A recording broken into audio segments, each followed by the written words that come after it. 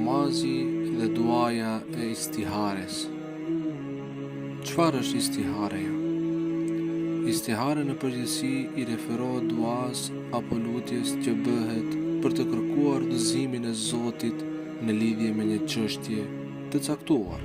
Arsyeja pse bëhet istihareja na tregon Muhamedi alayhis salatu wassalam, ku thotë: kur dikush prej jush dëshiron të vendosë për një punë me rëndësi, le t'i falë 2 rekate nafile namaz dhe pastaj le të thot duan e istihares. Ne e dim që kur bëhet fjalë për të ardhmen, vetëm Allahu e di se çfarë ka përpara.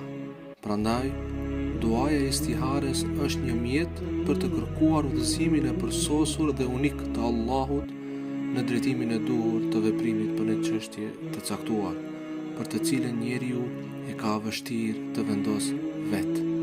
Me fjalë tjera, lutja apo duaja e istihares është një shprehje e nivelit të besimit që një besimtar ka tek Allahu, nga se istiharja është t'i kërkosh Allahut udhëzimin në zbulimin e asaj që ai tashmë ka vendosur të ndodhë.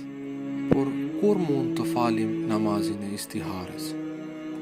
Namazi i istihares mund të falet në çdo kohë, përveç kohave të ndaluara, të cilet janë koha gjatë lindjes së diellit deri 45 minuta pas, koha kur dielli është në kulm, rreth 10 deri 15 minuta para dreke, dhe koha para perëndimit të diellit 45 minuta parafrasisht para namazit të akşamit. Pasi të falim 2 rekate nafile namaz të istihares, bëhet në fund edhe duaja e cila është: O Zot, me diturinë tënde kërkoj të mirën, kërkoj ndihmë për fuqisë sate, kërkoj prej të mirave të tua të shumta, sepse ti je i gjithfuqishëm e unë jam i dobët. Ti di çdo gjë e unë nuk di. Ti je ai që i di të fshehtat.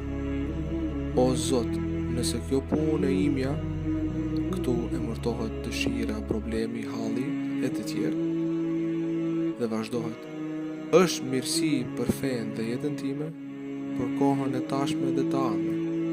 Bëje të mundshme që të realizohet, leco dhe beko.